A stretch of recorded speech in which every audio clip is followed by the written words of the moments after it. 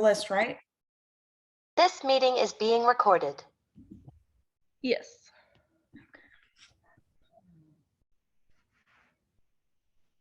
Alrighty, first? we are recording. So first is Carolina with 0 reject. Okay, so my name is Carolina and I'm doing, my topic is 0 reject, and that means no student may be excluded from receiving a public education because of having a disability. That's all for me. Okay, I'm next. Mine is a non-discriminatory evaluation, and that is a principle that requires schools to evaluate students if they have any disabilities through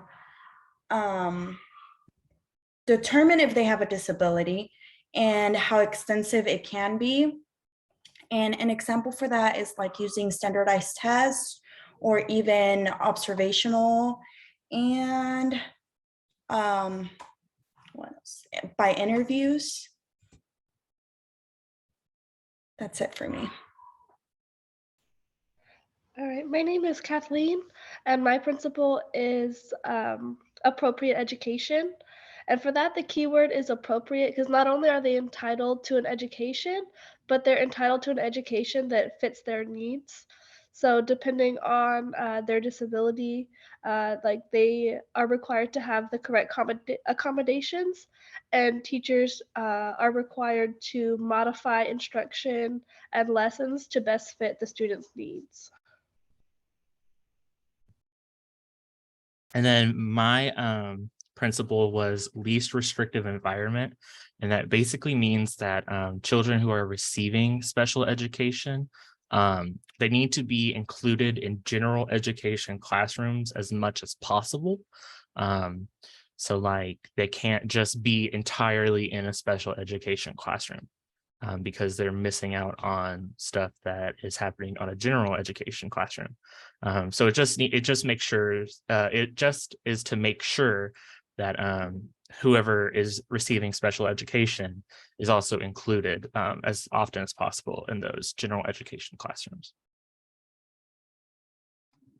Okay, I'm Ashley, and I have due process, which is both the informal and formal procedures followed due to a disagreement about a student's eligibility for special education, student's educational placement, or the services the student receives. And changes can only be made after the issue is resolved at a formal hearing, and if needed, an appropriate court. So. My name is Angelica Salinas, and my sixth principle was about parents and students participation. The IDEIA is specific about what schools must do in order to ensure that parents have the opportunity to be able to be active participants in the process. For example, parents have all the right to ensure that their child's education rights are being met. This includes for them to be able to be included in the members of the IEP team as well, to be in the process and have access to school records concerning their child.